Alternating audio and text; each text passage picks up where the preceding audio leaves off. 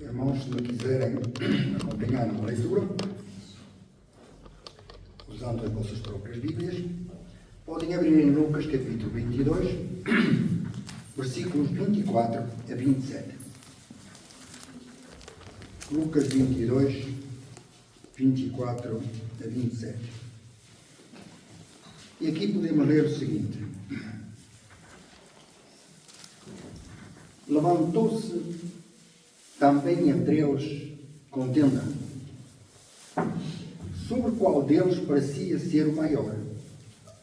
Ao que Jesus lhes disse: os reis dos gentios dominam sobre eles, e os que sobre eles exercem a autoridade são chamados benfeitores. Mas vós não sereis assim. Antes, o maior entre vós seja como o mais novo, e quem governa como quem serve. Pois qual é maior, quem está à mesa ou quem serve? Porventura, não é quem está à mesa?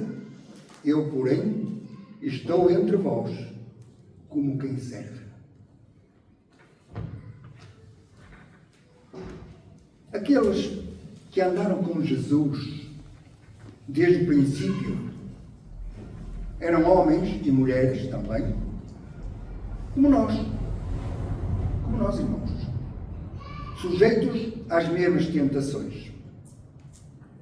Com Jesus, eles foram aprendendo a moldar o mesmo barro de que nós somos feitos. Paulo, referindo-se ao ministério da pregação do Evangelho de Cristo, disse: temos, porém, este tesouro em vasos de barro, para que a excelência do poder seja de Deus e não da nossa parte. Somos vasos de barro. Qual é o tesouro que nós temos dentro de nós? A palavra de Deus. Não é? A palavra de Deus. O Espírito de Deus. Cristo em nossas vidas. Naqueles dias, os discípulos de Jesus, como vasos de barro, foram assaltados pela ambição da supremacia. Eles discutiam qual deles era o maior, o mais importante, o mais considerado. Essa ambição perturbava os seus corações.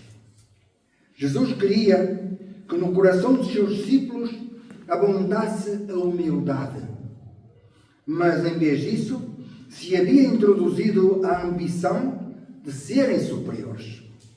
Jesus usou um remédio para combater aquela enfermidade espiritual: o seu próprio exemplo, curvando-se para lavar os pés dos seus discípulos. Que exemplo maravilhoso, irmãos! Não é qualquer um que lava os pés do outro. Jesus era o Senhor. Jesus era o Mestre. Jesus era o Deus feito homem. Ele se curvou perante os homens para lhe lavar os pés. Em todo o percurso da sua vida, Jesus tomou o lugar de servo, sempre preocupado em fazer a vontade do Pai. Jesus tinha consciência da sua condição humana e, como tal, estava apto para servir. Como lemos em Filipenses capítulo 2, versículo 7, esvaziou-se a si mesmo, tomando a forma de servo, tornando-se semelhante aos homens. Nós já pensamos nisto, irmãos? Já meditamos nisto de um modo mais profundo? Quem era Jesus? Quem era Jesus? E vejam só a atitude que ele tomou. Humilhou-se a si próprio. Jesus era o Deus feito homem. Ele se humilhou perante os homens. Se curvou perante os homens. Jesus assumiu o lugar mais baixo entre os homens, de tal modo que, notem bem, era desprezado e rejeitado dos homens, homem de dores e experimentado nos sofrimentos, e como um de quem os homens escondiam o rosto, era desprezado e não fizemos dele caso algum. Esta era uma profecia de Isaías que se cumpriu. Não é verdade que Jesus foi desprezado, humilhado? Fizeram o que quiseram de Jesus.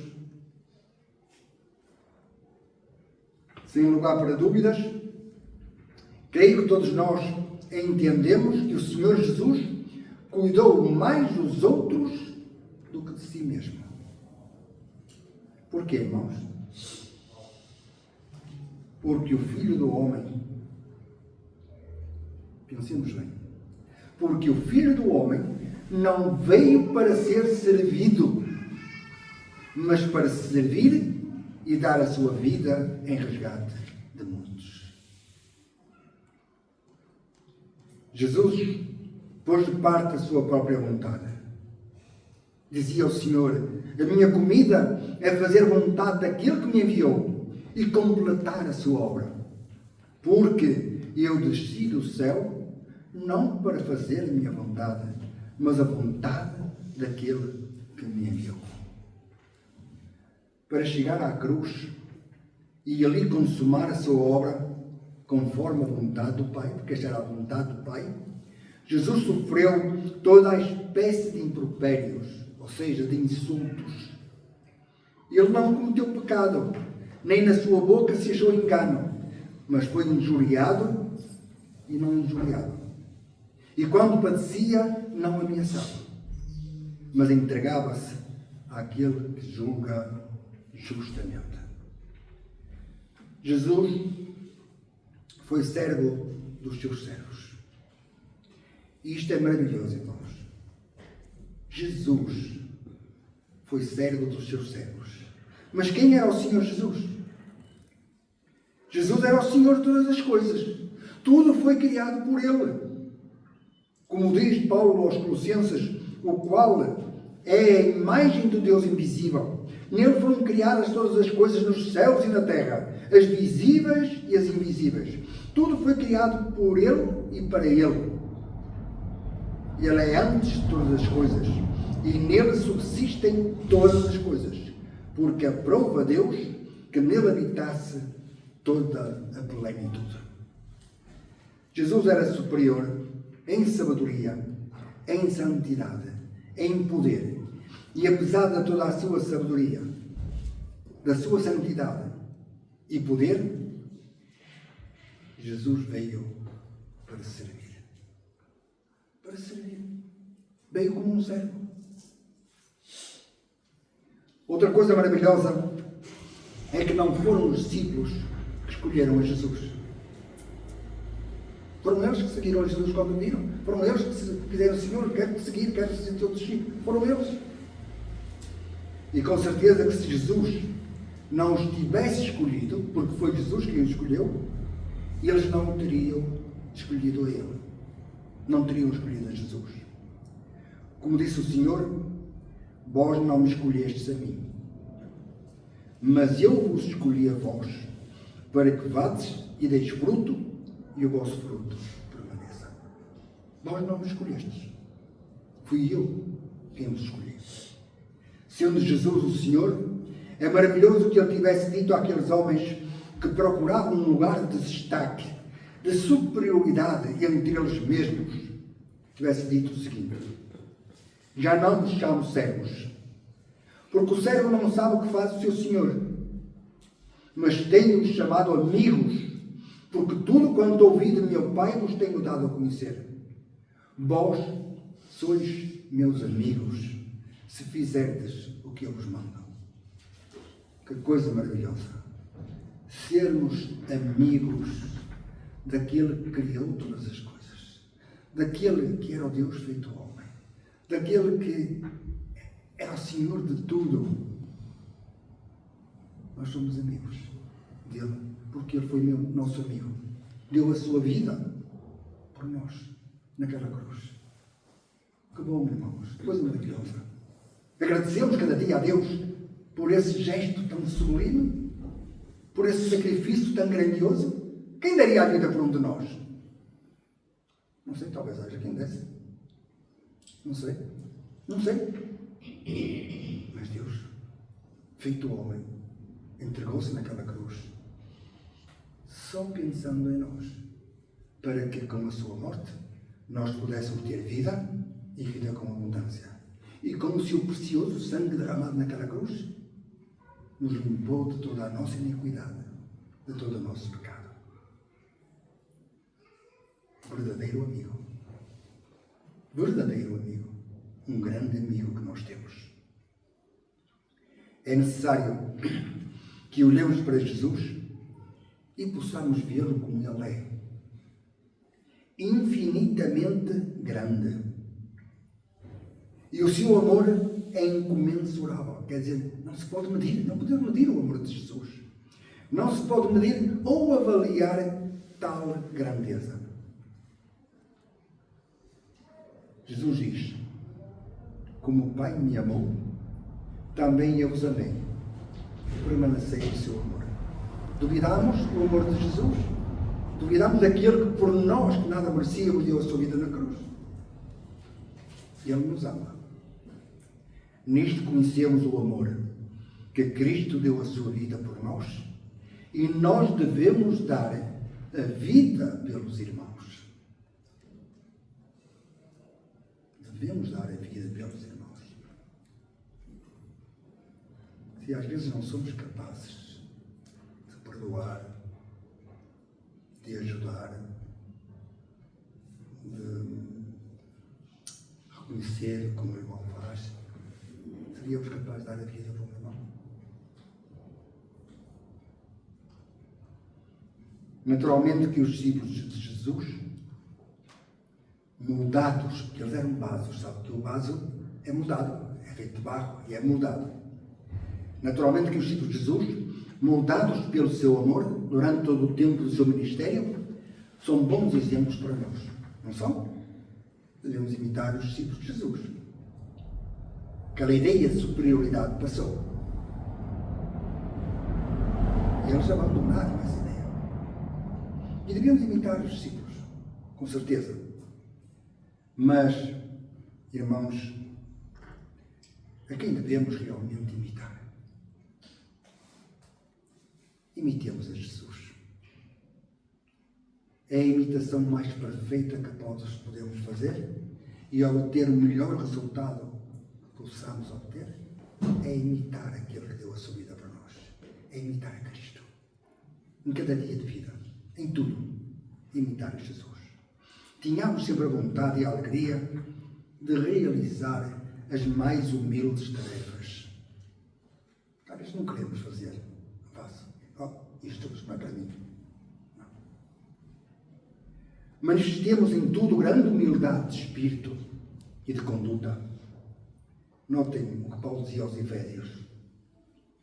Rogo-vos, pois eu, prisioneiro do Senhor, que andeis como é digno da vocação com que fostes chamados, com toda a humildade e mansidão, com longanimidade, suportando-vos uns aos outros em amor, procurando diligentemente guardar a unidade do Espírito no vínculo da paz. Nada façais por contenda ou por vanglória, mas com humildade, cada um considere os outros superiores a si mesmo.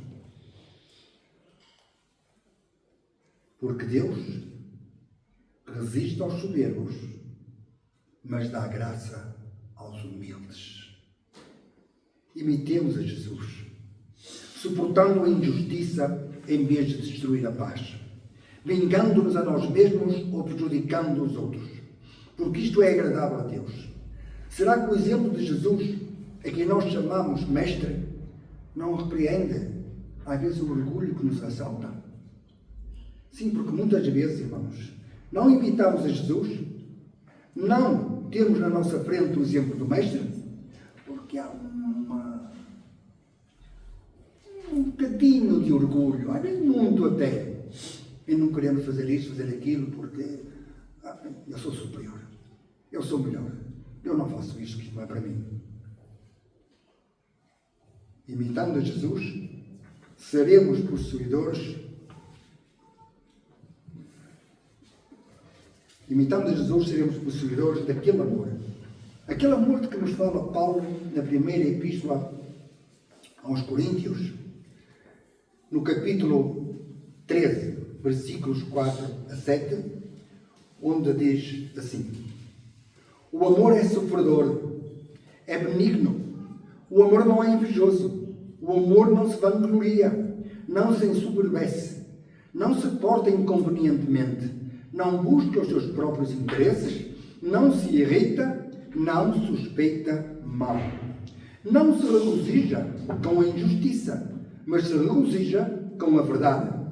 Tudo sofre, tudo crê, tudo espera, tudo suporta. O amor jamais acaba. Mas havendo profecias, serão aniquiladas. Havendo línguas, cessarão. Havendo ciência, desaparecerá. Mas o amor permanece para sempre. Se imitarmos a Jesus, entenderemos melhor a nossa condição de servos e cumpriremos melhor a nossa missão como cristãos. Fomos chamados para servir e amar ao próximo como a nós mesmos. Jesus nos deixou um grande exemplo de serviço e de amor. Por que será que muitos chamados cristãos se ressentem ao fazerem trabalhos humildes para Deus e para os homens? Certa ocasião, um crente queixou-se que o cargo que ocupava na igreja era inferior aos seus talentos. Não era digno dele. Não era superior. Eu não devia fazer aquilo. Há crentes que se sentem humilhados a distribuir folhetos. Tem vergonha de ir pelas ruas meter um folheto na caixa do correio. Acho que não é para eles isso. Mas esta é também uma forma de evangelizar. Mas alguns têm vergonha de fazerem este trabalho para Cristo. O que fazia Jesus? Andava de cidade em cidade, de aldeia em aldeia, pregando e ensinando o Evangelho do Reino de Deus. E os 12 iam com ele. E também algumas mulheres. Faziam evangelização, anunciavam a palavra. Quando distribuímos folhetos, estamos a tentar chegar ao contacto com as pessoas. Estamos a tentar transmitir-lhes uma mensagem, despertar aquele interesse que realmente pode haver no seu coração. E nós já tivemos resultados, graças a Deus. Muitos não, mas já tivemos. Por que não continuamos? Há cristãos que se esquecem que seu divino mestre, ele mesmo, foi um missionário e um comunicador de boas novas, ou seja, do Evangelho. Porque a palavra Evangelho é isso que significa, boas novas. Será que já pensámos bem na atitude de Jesus ao tomar a toalha e enxugar os pés dos seus discípulos? Já meditámos nesse gesto de Jesus? Seríamos nós capazes de fazer isso? Enxugar os pés de alguém que precisasse de lavar os pés? O que aprendemos com isto, irmãos? Aqueles que se sentem inferiores, humilhados ao fazerem serviços menos importantes, já pensaram que aquela toalha com que Jesus enxugou os pés dos seus discípulos tinha um valor muito mais elevado do que o manto de púrpura que era usado por César, o imperador romano? Aquela toalha era maravilhosa, aquela toalha esteve nas mãos de Jesus, aquela toalha demonstrou realmente quem era Jesus, o sumo servo que veio realmente para fazer a vontade do Pai, servir a humanidade. Na igreja e em qualquer lugar no mundo onde nos possamos encontrar, como cristãos, o lugar de honra, irmãos, para nós, o lugar de honra é o lugar onde cada um de nós serve. Esse é o lugar de honra. Se estamos servindo ao Senhor, seja nisto ou naquilo, seja o que for, esse é o lugar de honra. Para o nosso louvor, para a glória de Deus, naturalmente. O meu lugar no culto é superior ao meu assento no Senado, disse alguém que ocupava um lugar de destaque. E agora? Recordemos as palavras do Senhor Jesus. Não é o discípulo mais do que o seu mestre, nem o servo mais que o seu senhor. Basta ao discípulo ser como seu mestre e ao servo como o seu senhor. Se formos como Jesus, a vida terá outro sentido, terá outro significado. E a nossa comunhão com o Senhor será muito mais enriquecedora em todos os sentidos, em todos os aspectos, em todas as nossas atitudes. Portanto, irmãos, sejamos imitadores de Jesus. Imitemos a Jesus. Sejamos servos, amando e servindo nossos irmãos e as pessoas, o mundo, amando-os e servindo-os como uma verdadeira. Amemos até os nossos inimigos, porque Jesus também os amou. Nós amemos a Jesus.